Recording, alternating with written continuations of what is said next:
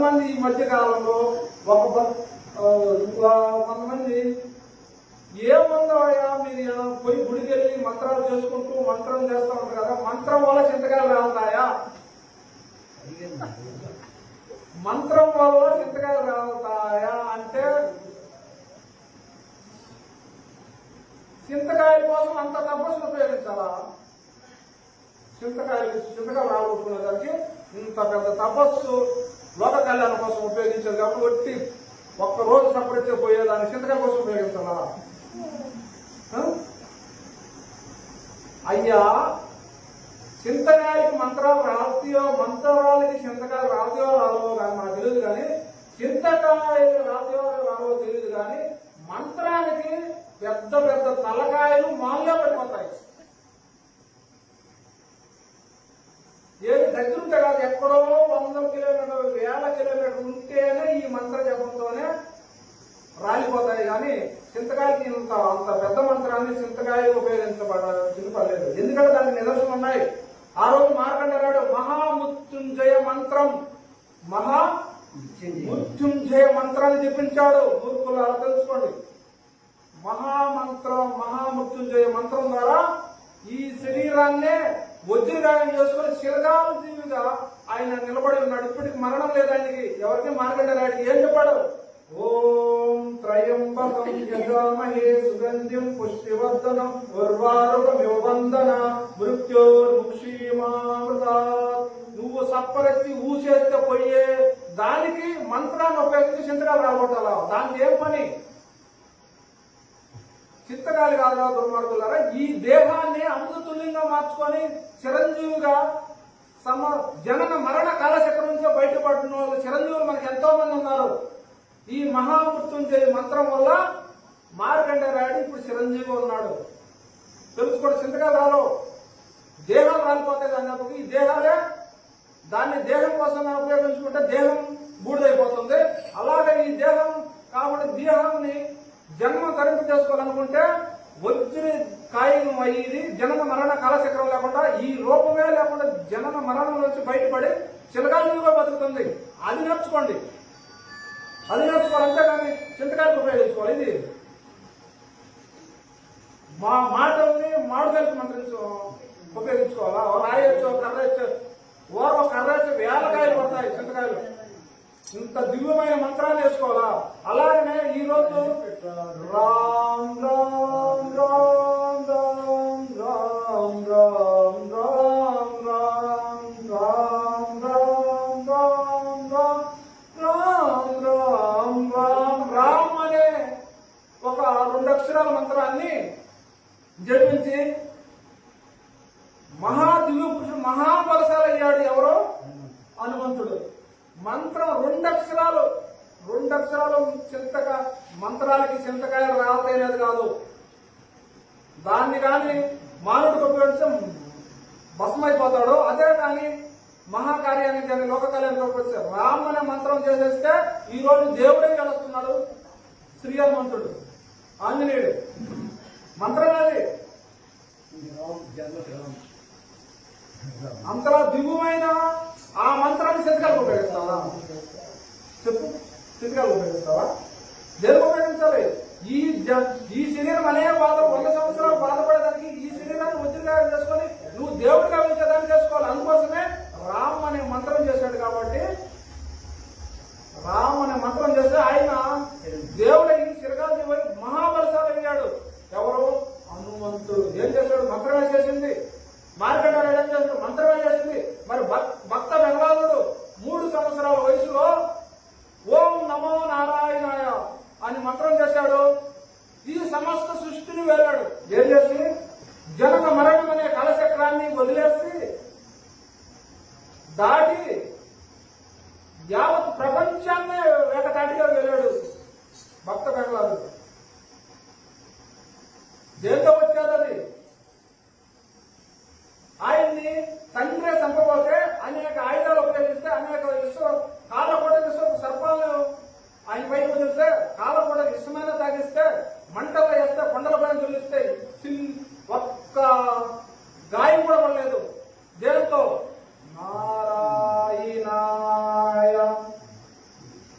అదేం మా మంత్రమే. ఏం చేసేది నిన్ను? మంత్రానికి అయ్యా చింతకాలు రాలేదా నీకు అడిగి కూడా నీ జన్మనే తరిమి చేస్తుంది. అలాగనే ధ్రువుడు 3 ఏళ్ల బాలుడు, ఆయన చేసింది మంత్రమే. ఏమైంది? ఈ రోజు అందరి కాడికి గొప్పవాడయ్యాడు ధ్రువుడు. ధ్రువ నక్షత్రం అయ్యాది అందరి కాడికి. ఈ సర్వ మహర్షులలో దేవతలలో కూడా గొప్పవాడయ్యాడు ధ్రువుడు. ధ్రువతారగా పైన ఉన్నది అంటే నక్షత్రాలు అంటి పైన ఉన్నది ధ్రువుడు. అంటే అంత గొప్పవాడయ్యాడు. దేంతో? దేంతో? మంత్రం.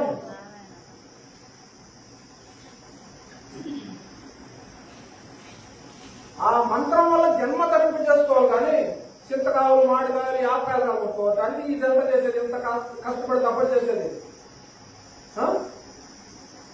చెప్పండి. జన్మను మార్చుకోవాలి. జనన మరణ కాలచక్రం నుంచి బయటపడాలి. మహా దివ్య తపస్సుతో ఆ భగవంతుని చేరుకోవాలి, భగవంతుని తెలుసుకోవాలి. దానికోసం మాత్రం ఉపయోగించుకోవాలి. ఈ మోసం పిండాన్ని మంత్రపిండంగా మార్చుకోవాలి. అదే దివ్యమైంది. అలాగా మనకి ఎంతో మంది ఉన్నారు. రామదాసు ఈరోజు స్వర్గాన్ని చేరుతున్నాడు, రాముడి గాడికి చేరుతున్నాడు. మంత్రమే కదా. ఏ మంత్రం? రామ మంత్రమే. శ్రీ మంజునాథుడు పరమేశ్వరుడు కలిచాడు. ఏ మంత్రం? పంచాక్షరి మంత్రమే. నాథముని బ్రహ్మ దేవఋషి. నాథం అంటే ఎవరు? దేవఋషి.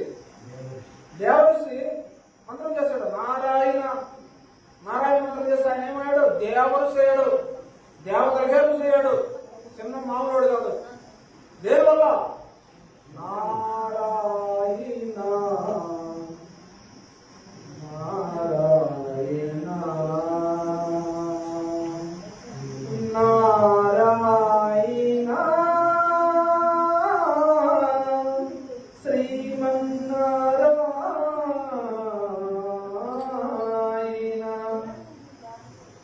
చిన్నది. దీనిగా ఆయన దేవత కాడికి పెద్ద ఋషి అయ్యాడు. ఎవరు చేయడు? దేవుడు చేయడు. జనన మరణం లేదు ఆయనకి. ఈ ప్రపంచంలో ఎక్కడైతే ఇచ్చాశక్తి ఉంది ఆయన ఎవ్వరూ ఆపలేరు. ఏం చేసిన వల్ల? చిన్న మంత్రం. దుర్మార్గులారా, చింతకాయల కోసం మంత్రాన్ని ఉపయోగించారా? మూర్ఖులారా, తెలుసుకొని నిన్ను, నీ శరీరాన్ని మార్చుకో, నీ జన్మను మార్చుకో. జనన మరణ కాలచక్రంతో బయటపడు. సాగు నీ జన్మ ధనమైపోద్ది. లేకపోతే కస్సా బెస్సే. యమబట్లు వస్తారు, లాక్కోపోతారు, కంపల్లో రాళ్ళలో వేసుకోపోతారు. నేను వైద్యులు ముంచి ఎందుకంటారా? కొన్ని కోట్ల తలలు ముంచుతారు. ఎక్కడ ముంచుతారు? వైద్య నదిలో. వైద్య నది నీ తల్లి గర్భం. అనేక గర్భాలలో నిన్ను ముంచి ఎత్తి ఆ మురికంతా తినిపించి అప్పుడుగా నువ్వు జ్ఞానం రాసుకోకపోతే నేను రాయిగా పంపిస్తారు. అందుకోసమే ధ్యానం, యోగం, తపస్సు, నిష్కామ కర్మాలు అన్ని చేసేది దేనికంటే మంత్ర జపాలు చేసేది. ఈ మోసం పిండాన్ని దివ్యమైన మంత్రపిండంగా మార్చుకునే దానికే ఇవన్నీ కూడా. ఈ దివ్యమైన మంత్రపిండం, ఈ శరీరాన్ని మంత్రపిండంగా మార్చుకొని ఆ పరమాత్మలో జనన మరణం దాటి పరమాత్మలో కలిసిపోయేదానికి, ఆ పరమాత్మ రూపంగా స్వరూపాన్ని చెందేదానికి తప్పగా దీన్ని మామిడికాయలు, చింతకాయలు రాలగొట్టుకొని లేకుంటే దేని వల్ల ఉపయోగించుకోవడానికి అయితే కాదు. అంతేనా? ఎందుకు వచ్చావు? ఏం చేస్తున్నావు? ఏం పని చేస్తున్నావు? ఎందుకు వచ్చావు? ఏం పని చేస్తున్నావు? మనిషిగా పుట్టాము, మంచి పనులు చేయండి. మనిషిగా పుట్టాము, ప్రేమ దయతో ఉండండి. మంచి పనులు మనిషిగా పుట్టాము, ధర్మంగా సత్యంగా ఉండి మంచిగా పుట్టాము, న్యాయంగా ఉండండి. ప్రేమ, కరుణ, జాలితో ఉండండి, కరుణగా ఉండండి. సమస్త జీవులను ప్రేమించండి. అయి వచ్చింది కర్మ చేయడానికి, మనం వచ్చింది కర్మ చేయడానికి. అయి వచ్చింది అజ్ఞానమైన కర్మలు చేసుకున్న దానికి, మనం వచ్చింది దివ్యమైన పుణ్యకర్మలు చేసుకున్న దానికి, మహామోక్షాన్ని సంపాదించుకునే దానికి. మననంతో మంత్రమనంతో ఈ దివ్యమైన అమృతుల్యమైన జన్మని, మానవ జన్మని దైవ జన్మగా మార్చుకునే దానికే ఈ మంత్ర సాధన. మంత్రం అంటే ఒక గాలితో పడిపోయి చింతకాయల కోసం ఇంత పెద్ద దివ్యమైన తపస్సు చేసి మంత్రాన్ని దానికి ఉపయోగిస్తే వీళ్ళు మూర్ఖులు అంటారు. ఏమంటారు? మూర్ఖులు అంటారు తప్ప దేనికోసం సంపాదించాలి?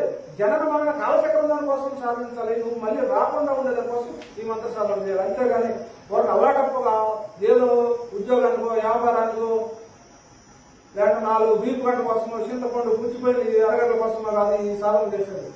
జన్మ అమృతుల్యమైన జన్మని ఆ పరమాత్మలో కలిపే దానికోసమే దీన్ని వజ్రగా చేసుకుని మంత్రపిండంగా చేసుకొని నువ్వు చిరంజీవి శిల్కాలు ఆ రోజు హనుమంతుడు ఎలా ఉన్నాడు, ఈ రోజుకి ఎలా ఉన్నాడు, సప్తరుషులు అయితే ఎలా ఉన్నారు, ప్రహ్లాదుడు అయితే ఎలా ఉన్నారు, ధ్రువుడైతే ఎలా పెద్ద సాధించాడు, నాదముడు అయితే ఎలా సాధించిన వాళ్ళు ఎంతో మంది ఎగ్జాంపుల్ ఉన్నాయి. మీకు చూపిస్తాం, 100 మందిని చూపిస్తాం.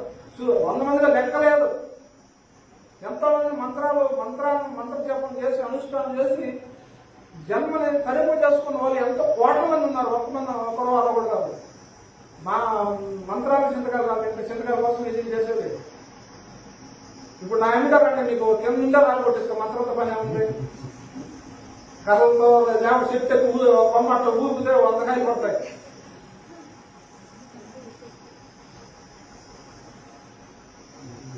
అందుకోసమే మన ఈ జన్మని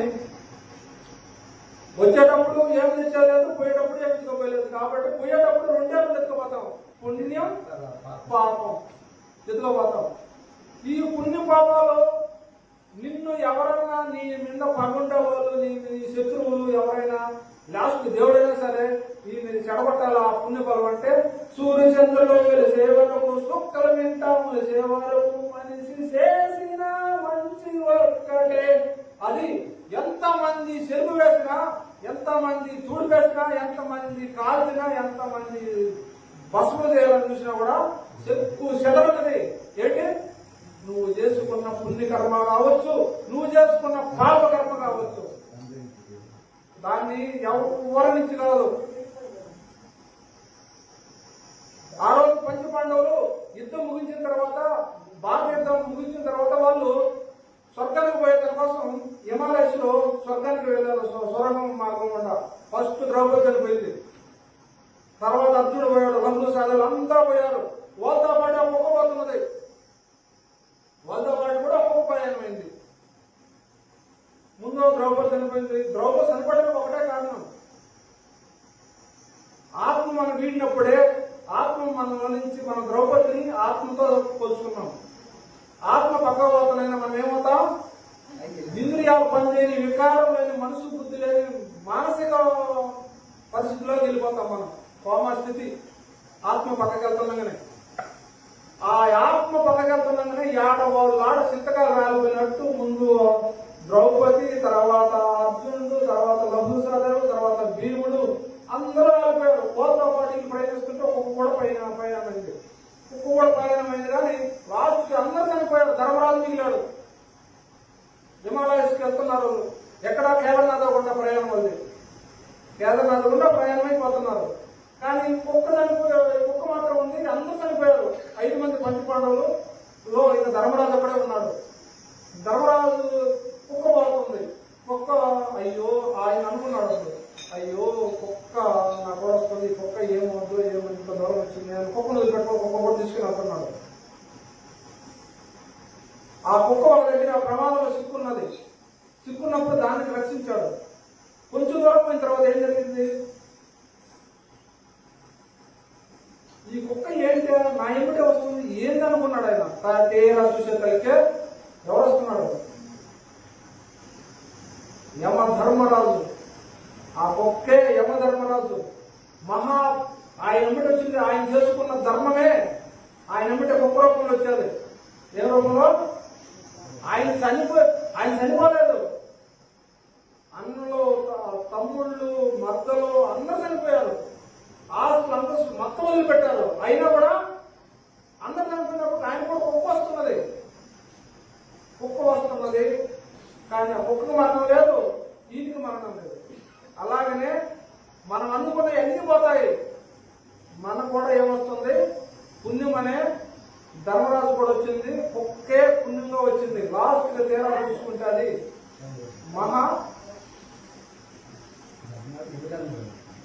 యమధర్మరాజు అయిపోతాడు. అయ్యా ధర్మం అనుసరించావు కాబట్టి, ధర్మం తప్పలేదు కాబట్టి ధర్మం నీ ఎంతొచ్చింది, నీ ఒక్కడవే అర్హుడివి అని చెప్పారు. ధర్మరాజు ఒక్కడే అర్హుడయ్యాడు పుణ్యలోకాన్ని స్వర్గానికి పోవాలంటే, ఇంకెవరి నుంచి కాలేదు, అందరు కిందనే పోయారు. అలాగే మనం చేసుకున్న పుణ్యమే మన ఎమ్మటే వస్తుంది, ఇంక వేరే దాంట్లో రాదు, మన ఎమ్మటే కూడా వస్తుంది. అలాగే మనం చేసుకున్న పుణ్య పాపాలను బట్టి మన ఈ కర్మలు మనల్ని అంటాడుతుంటాయి. అది పుణ్యం కావచ్చు, పాపం కావచ్చు. అందుకోసం ఉన్నంత టైంలోనే మనం జన్మను ఉద్ధరించుకోవాలి. ఉద్ధరించుకొని దీన్ని సమాప్తి చేసుకుంటే సరిపోతుంది. అప్పుడు వరకు నువ్వేం చేయాలి? దేశభక్తి కలిగి సమస్త ప్రాణులు బట్ట ప్రేమ కలిగి ఉండాలి. సమస్త ప్రాణి వేరనుకున్నామా? సృష్టి వేరనుకున్నామా? సృష్టి ఎవరనుకున్నామా? సృష్టి పరమాత్మే, వేరే ఏమీ లేదు. అది మీకు తెలియదు. ఎందుకంటే దైవ సాక్షాత్కారం కలిగితే తెలుస్తుంది, దైవానికి ఎలా చూస్తే తెలుస్తుంది. నిరాకారమైన పరబ్రహ్మం చూస్తే అప్పుడు అర్థమవుతుంది సృష్టి. అప్పుడు దాకా మీకు అర్థమయ్యే ఛాన్స్ లేదు. భగవంతుని చూస్తాము అనుకుంటాం, కానీ చూడం, అస్సాం. ఎక్కడికి? పైకి పోవాల్సిందే, కిందకి రావాల్సిందే. అందుకు పునరతి జననము పునరతి మరణము పునరతి జనని జననే సైనము ఇహ సంసారే బహు దుఃఖారే. మరణ కాలచక్రం నుంచి మనం పడిపోతాం. రావడం పోవడం అంటే ఇంకేముండదు. పునరతి జననం, పునరతి మరణం, పునరతి జననం, పునరతి మరణం, పునరతి జనని జఠరే. ఇహ సంసారం, ఏడ సంసారం ఆడ సంసారం. ఈ జనన మరణ సంసారం, ఏడ సంసారం ఉంది, ఆడ సంసారం ఉంది. ఇహ సంసారే, ఇక్కడ సంసారే, అక్కడ సంసారే. ఆ జనన మరణం తగ్గుతుంది మనకి. ఆ జనన మరణం అనే దాని నుంచి బయటపడాలి. ఆ దాని నుంచి బయటపడాలంటే ఆ మురారిని బట్టి పాదాలు పట్టుకోవాలి. పాదాలు పట్టుకుంటే జన్మలను అయిపోతుంది. జనన మరణ కాలచక్రం నుంచి బయటపడతాము. లేకుంటే ఇహ సంసారం వచ్చిన బహు దుఃఖాన్ని రోజు దుఃఖమే. తొల్లి తుల్లి పడబోపు మనసా నీకు తిక్కలు తప్పరు మనసా.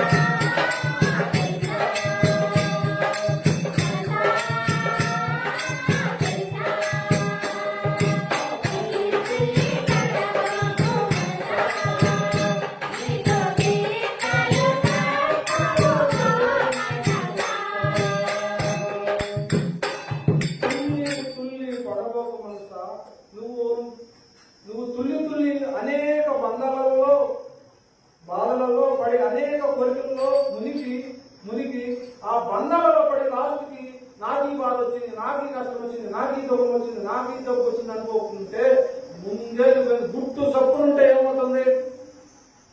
గుట్టు సప్పుగా నాకు నా వాళ్ళు కావాలి, నాకు అది కావాలి, నాకు ఈ ఆస్తి కావాలని గమ్ముకుంటే అవన్నీ నాకు వద్దయ్యా, నాకు రామకృష్ణ చాలు, లేకపోతే ఉన్నదే చాలు అనుకుంటే ఏం జరుగుతుంది?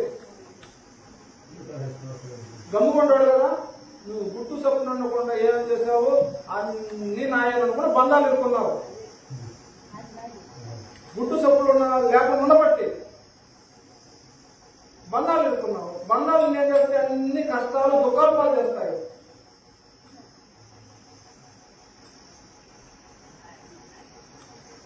అందుకోసమే నువ్వు గుట్టు సప్పుడు ఉంటే నీకు అంతా మంచిగా జరిగేది. లేకపోతే ఈ అసలు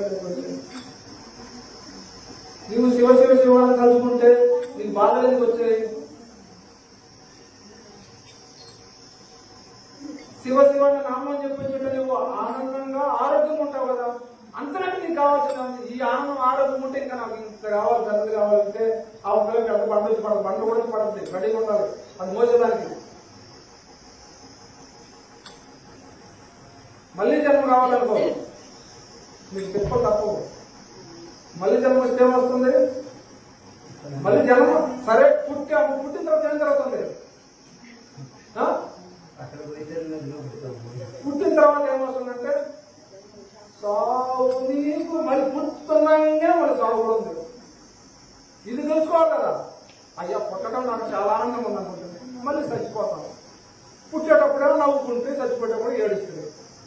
సాధ్యం అవుతుంది? ఇది సాధ్యమేనా? మరి చనిపోయేటప్పుడు కూడా ఏడవకుండా నవ్వు, ఆహాహా నేను చనిపోతున్నాను, ఎంత హాయిగా ఉంది. మరి నువ్వు పోయేది భగవంతుడి కాడికే, రూట్ తప్పించుకున్నావు. చచ్చిపోయింది ఒక వరం, దీన్ని బాధపడాల్సిన పనే లేదు. కానీ ఏంటంటే ఎందుకు బాధపడతామంటే పుడుతున్నాకనే అన్ని నేను అనిపిస్తానని నవ్వుకుంటూ వస్తాడు. చచ్చిపోయేటప్పుడు అబ్బాయి ఎందుకు పెట్టిపోతానని ఏడుస్తాడు. ఒక్క మమకారంతోనే రాగం, దాన్నే రాగదేశాలంటారు. రాగం, అయ్యో మా ఊళ్ళందరూ వదిలిపెట్టిపోతున్నా, ఈ ఆస్తులని ఇంత సంపాదించాను, 2 ఫ్లాట్లు ఉన్నాయి, 10 లక్షలు డబ్బులు ఉన్నాయి, ఇంత బంగారం ఉంది, ఇన్ని డబ్బులు ఉన్నాయి, ఏం చేసుకోవాలా? మా ఊళ్ళు పిల్లకాయలు భార్య భర్తలు అనేవాళ్ళు ఇంతమంది వదిలిపెట్టి నేను ఏడపోవాలని దీనికోసం భయపడుతున్నాడు. అంతేగాని అసలు మరణం అంటే భయపడుతున్న పనే లేదు. ఎందుకంటే డైరీ ఆటం భగవంతుడి కాడికి పోతున్నావు, నీ ఇంటికి పోతున్నావు, సొంత ఇంటికి పోతున్నావు. భయం ఎందుకు? భయం అందుకోసం కాదు, ఏడ్చేది అందుకోసం కాదు. దేనికోసం ఏడ్చేది? వీళ్ళందరూ బాగుండిపోతున్నామనే. ఇప్పుడు ఎవరైనా పక్కన ఇప్పుడు ఎంతమంది చనిపోతుంది? మన అక్కడ చనిపోయింది, క్రీమ్ చనిపోతుంది, కేటకాలు చనిపోతే, పశువులు చనిపోతే, పక్షులు చనిపోతుంది. మన దానిపై అది చనిపోయినప్పుడు ఏడవలేదు. నువ్వు ఎందుకు ఏడవలేదు? ఇప్పుడు ఒక కోటి వెళ్ళిపోతుంది, పిల్లగా కోటి పట్టుకుని పోసుకొని తింటున్నాం, మరి అప్పుడు ఏడవలేదు నువ్వు. అది దాని ప్రాణం కదా, మేకపోతే ప్రాణం కదా. అప్పుడు ఆ భయం నీకు ఏడుకుంటే ఆ చనిపోయినప్పుడు కూడా ఏడవాలి కదా. అది చనిపోయినప్పుడు ఏమన్నా ఏడవకుండా మనం చనిపోయినప్పుడేమో ఏడుస్తుంది. ఇది ఎక్కడ న్యాయం, ఎక్కడ ధర్మం?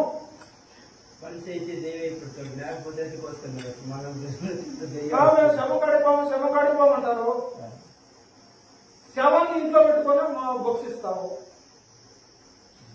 ఇప్పుడు మనిషికి శవం ఏంది? ఎప్పుడంటారు శవాన్ని? శవం ఎప్పుడంటారు? చనిపోయిన వస్తువు వల్ల శవమే కదా. మనం చనిపోయినాము శవం అంటారు. అది లేకపోతే వాడు ఏదో చనిపోయింది, అది దాన్ని ఏమన్నా అది అమ్ముతుంటారా? దాన్ని ఏమో శవం అంటారు, దాన్ని తినాల్సిందే, దాన్ని ఏమో తినాల్సిందే, దీని వల్ల పారేయాల్సిందే. ఇది ఎక్కడ నీ ధర్మం? ఏమా ఎక్కడ నీ ధర్మం? చనిపోయిన తర్వాత శవం అయిపోతుంది. మనం శవమైనప్పుడు జంతువులు కూడా శవమే కదా. ఆ శవాన్ని ఏమో భక్షించిన, ఈ శవాన్ని పారేది. ఎత్తరా ఎత్తు ఉంటే భయవేసం చాలా పట్టుకుంటాడు అనేసి పారేసి దానిపైన మనకు అమ్మకూడదు చెప్తుంది. ఇంకో తరగతి కళ్ళ ముందు ఊరే చేసుకొస్తున్నాయి భయంకి. మరి ఆ భయం లేనప్పుడు ఈ భయం ఎక్కడి నుంచి వచ్చింది? అందుకోసం మరణం అంటే ఎప్పుడో ఒకటే గుర్తుపెట్టుకోండి. మరణం అంటే దుఃఖం కాదు, మరణం అంటే ఆనందం. అది ఆనందం. ఎందుకంటే ఈ బాగు ప్రపంచమని అన్ని కష్టాలు చేస్తావు.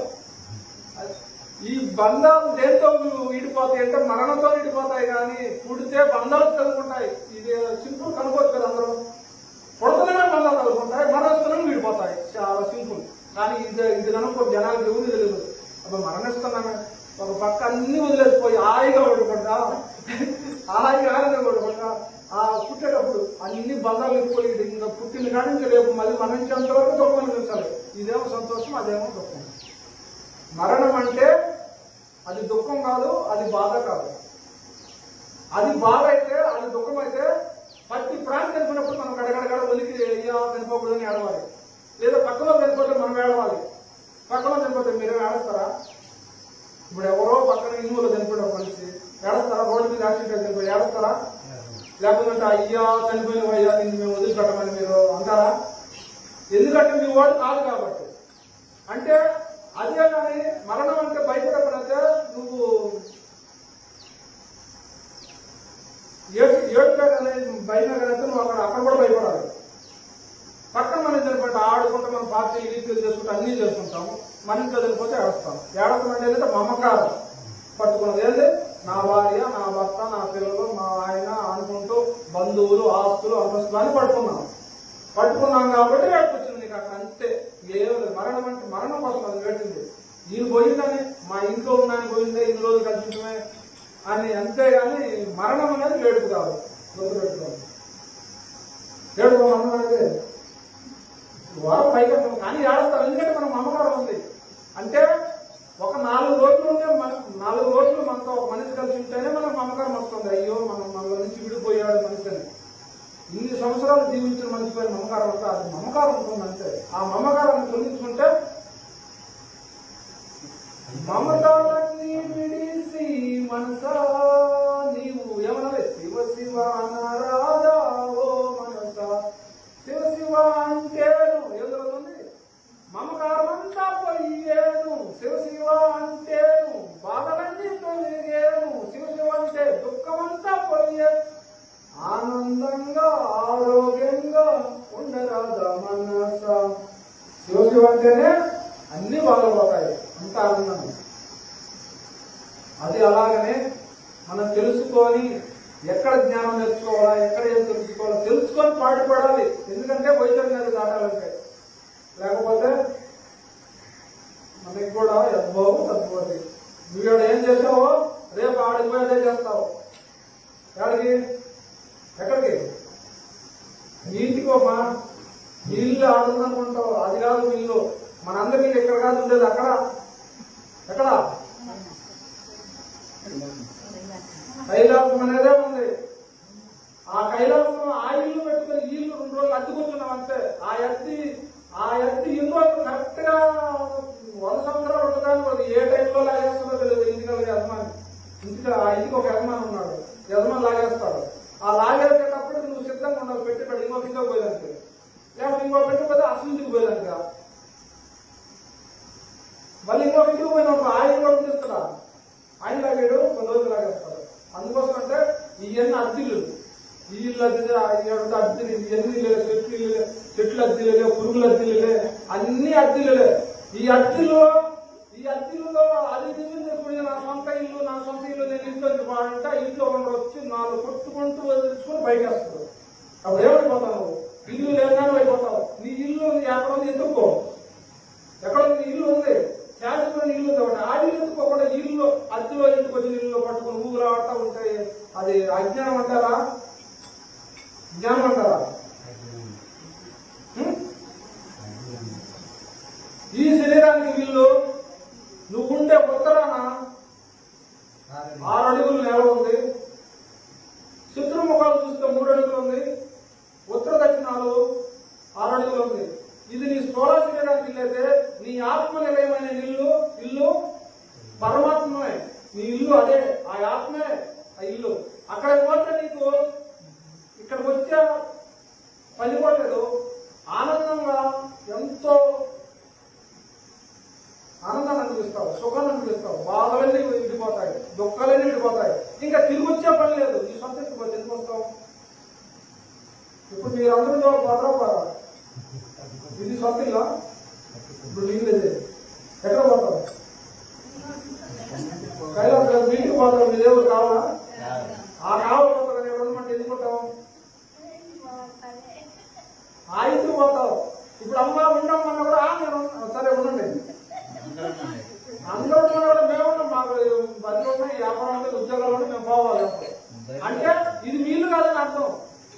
మీ ఇంటికే పోతారు. ఎక్కడ పోతారు? సొంత ఇంటికి పోతారు. అంతేగా నేను 2 కదా ఉంటే ఒక 4 రోజులు 3 రోజులు ఉంటారు. ఇది కూడా అక్కడికెళ్ళిపోతారు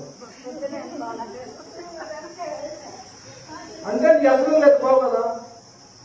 ఆ ఇంటికి వెళ్ళిపోతావు, పొమ్మంటే ఆడిపోతావు. నీ ఇంటి కాబట్టి ఉండవు. అలాగనే ఈ ఇల్లు ఏమంటే అద్దెల్లేమో నాదనుకోవడం, అసలు ఇల్లేమో నాది కాదనుకోవడం. అది ఇప్పుడు జరిగిన తిరగమాక ఏంటంటే అసలు ఇల్లుని నాది కాదనుకోవడం, అద్దెల్ని నాదనుకున్నాడు. ఇక్కడే పందం వచ్చి పడిపోయింది. ఇంతేనా? ఇవన్నీ అద్దెలు. దీనికి ఒక యజమాని ఉండవు.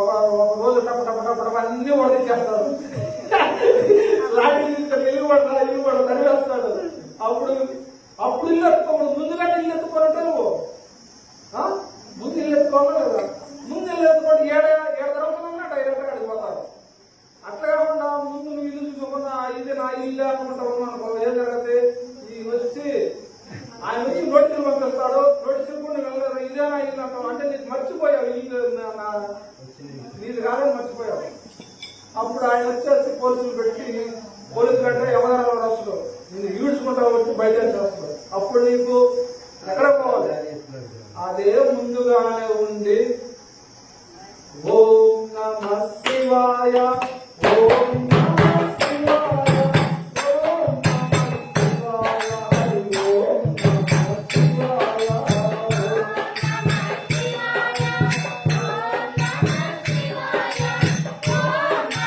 శివాయ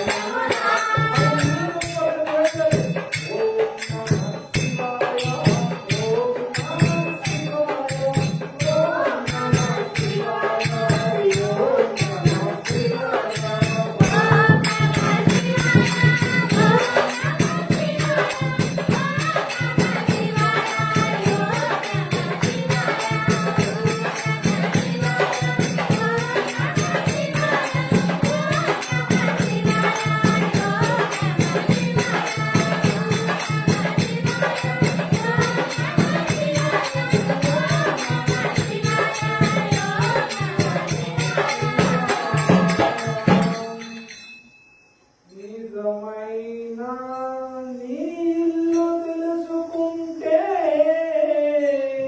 అది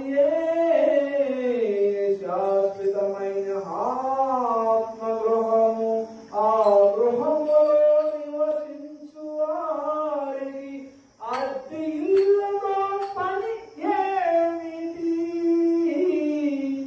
అంత పెద్ద నివాస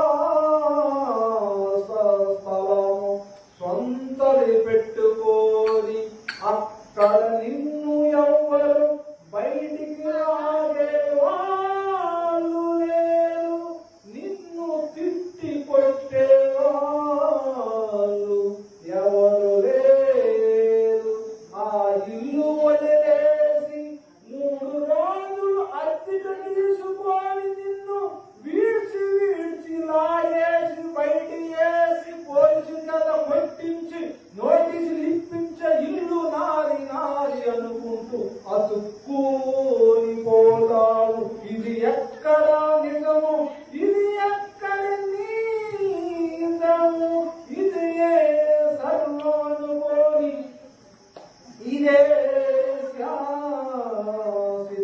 శాశ్వతమనుకోని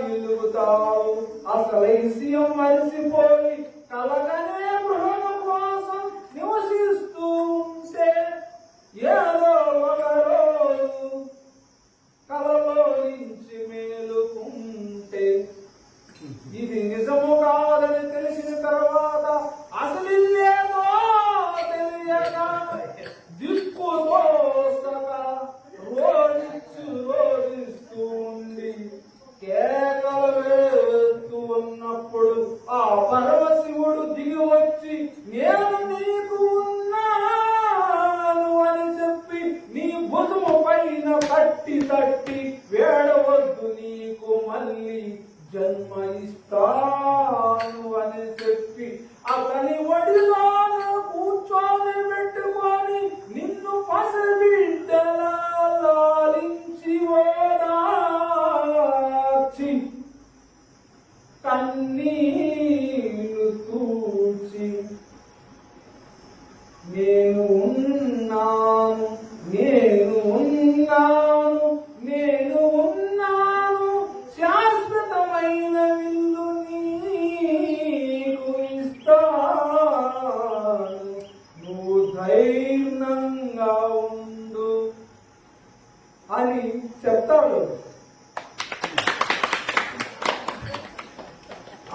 సెట్ అయింది కాబట్టి కళలో ఉండి ఆయన చూసి కళలో ఉన్నాను. అద్దిల్లో కదా అద్దిల్లే కానీ ఏంటంటే ఇది నిజం అనుకుంటాను, నిజం కాదు. హర హర మహా